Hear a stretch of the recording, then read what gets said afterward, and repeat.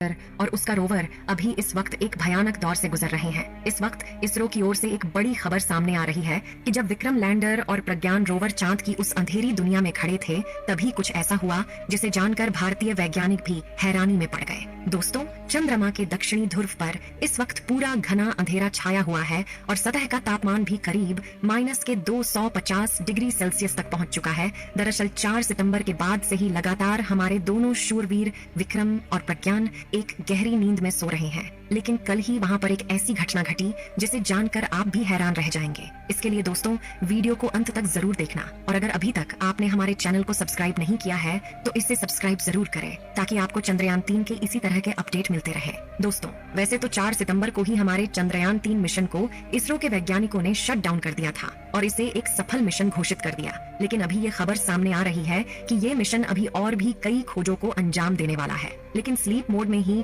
Vikram lander ने हमारे वैज्ञानिकों को कुछ ऐसे सिग्नल भेजे हैं जो कि काफी चौंकाने वाले हैं। दोस्तों, 4 सितंबर के बाद अब तक करीब 10 दिन हो चुके हैं जब से हमारे लैंडर और रोवर चांद की उस अंधेरी दुनिया में बंद पड़े हैं। हालांकि ये पूरी तरह से बंद नहीं है, बल्कि इनके कुछ सेंसर और सिग्नल एंटीना चालू है जो पृथ्वी पर बैठे इसरो के वैज्ञानिकों को वहाँ की जानकारी भेज रहे हैं। विक्रम लैंडर ने वहाँ के तापमान की डिटेल जब हमारे वैज्ञानिकों को भेजी तो वो काफी चौंकाने वाली थी, क्योंकि इस वक्त वहाँ का तापमान -250 डिग्री सेल्सियस से भी नीचे जा चुका है और इस तापमान में मेटल में भी दरारें पड़ने लगती हैं। ऐसे में वैज्ञानिकों को इस बात की चिंता है कि कहीं विक्रम और प्रज्ञान के कंप्यूटर सिस्टम में लगी छोटी छोटी चिप्स में कोई खराबी ना आ जाए, क्योंकि बिना किसी हीटर की मदद से उन माइक्रो चिप्स में ठंड की वजह से दरारें पड़ सकती है जो कि यान के कंप्यूटर को डैमेज कर सकती है। हालांकि अभी की रिपोर्ट के मुताबिक हमारा प्रज्ञान और विक्रम दोनों सुरक्षित हैं और वैज्ञानिकों का कहना है कि चंद्रमा पर अब तापमान और ज्यादा नहीं गिरेगा,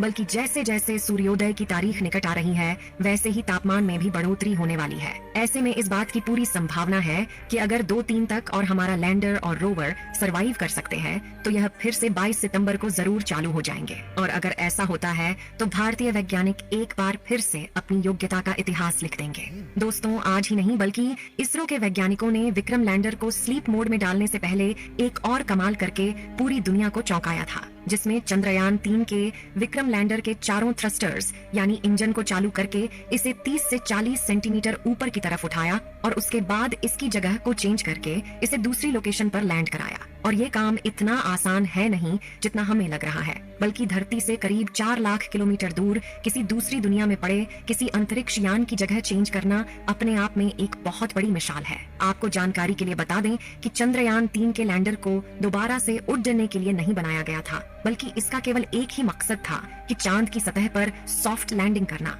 उसके बाद वहाँ की जानकारियाँ जुटाकर डिजिटल डेटा के रूप में पृथ्वी पर बैठे वैज्ञानिकों के पास भेजना। दोस्तों, ये भारत के लिए एक बहुत बड़ी ऐतिहासिक जीत है, क्योंकि ऐसा इतिहास में किसी भी देश ने नहीं किया था। जबकि हमारे भारत देश के कुशल वैज्ञानिकों ने चंद्रयान के लैंडर को कुछ मीटर की ऊंचाई पर ऊपर की ओर उड़ाया और फिर उसकी जगह को चेंज करके दूसरी जगह पर उसकी सफलतापूर्वक लैंडिंग भी कराई। इसी के साथ हमारे चंद्रयान के प्रज्ञान रोवर ने चांद की धरती पर ऑक्सीजन का भंडार भी खोज निकाला। दोस्तों, ये ऑक्सीजन चांद पर वायुमंडल में मौजूद नहीं है, बल्कि ये चांद की जमीन के नीचे बने गढ़ों में मौजूद है। चांद पर ऑक्सीजन का पाया जाना हम मनुष्यों के लिए किसी खजाने से कम नहीं है, क्योंकि आपको पता ही होगा कि जीवन की उत्पत्ति के लिए ऑक्सीजन कितनी ज्यादा उपयोगी है। हालांकि चंद्रयान 3 ने चांद पर ऑक्सीजन के अलावा और भी कई सारे तत्वों की खोज की है, जिनमें sulphur, aluminium, calcium, iron, chromium, manganese और सिलिकॉन शामिल हैं। हमारे चंद्रयान ने चांद पर पहली बार सल्फर की खोज की है। इससे पहले किसी भी देश ने चांद की धरती पर सल्फर की खोज नहीं की थी। चांद पर सल्फर का पाया जाना भी काफी ज्यादा महत्वपूर्ण है।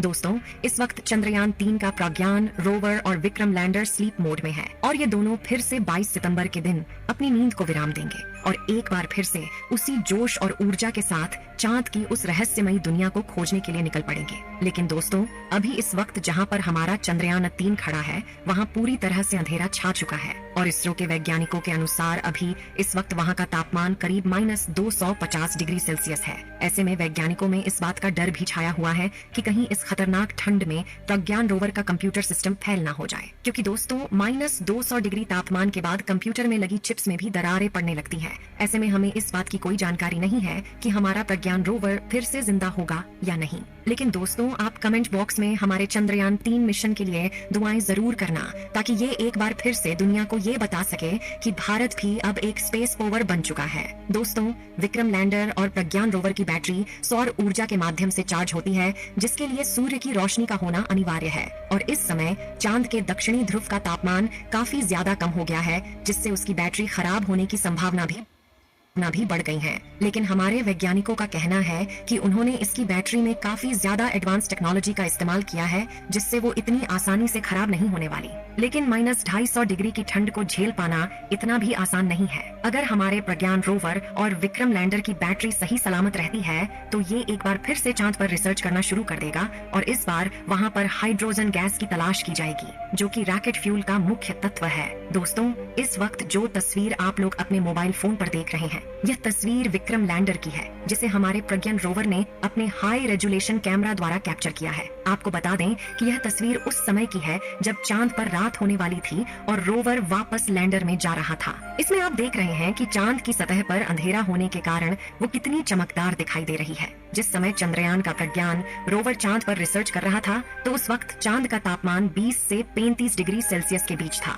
ऐसी कंडीशन में रोवर को जितना समय मिल पाया, उसने कई सारे तत्वों की खोज की और वहाँ के तापमान की जानकारी को वैज्ञानिकों तक भेजा और साथ ही वहाँ के प्लाज्मा रेडिएशन के बारे में भी स्टडी करके विक्रम लैंडर को जानकारी दी। अब चांद के दक्षिणी ध्रुव पर 22 सितंबर के दिन फिर से सूरज उगेगा और सूरज की पहली किरण पड़ने पर हमारा प्रज्ञान रोवर और विक्रम लैंडर दोनों जाग जाएंगे। अभी वैज्ञानिकों ने विक्रम लैंडर और प्रज्ञान रोवर के सारे आउटपुट सिग्नल को ब्लॉक कर दिया गया है। केवल विक्रम लैंडर के इनपुट सिग्नल को चालू रखा गया है, ताकि जब 22 सितंबर को उस जगह पर सुबह हो, तो वैज्ञानिकों के द्वारा रेडियो सिग्नल के जरिए दोबारा से चंद्रयान को जगाया जा सके। और अगर विक्रम लैंडर सही सलामत रहा, तो रेडियो सिग्नल का जवाब वापस धरती तक आएगा। तो दोस्तों, आशा करते हैं कि हमारा चंद्रयान 3 एक बार फिर से जरूर चालू होगा और चांद पर नई रिसर्च को अंजाम देगा।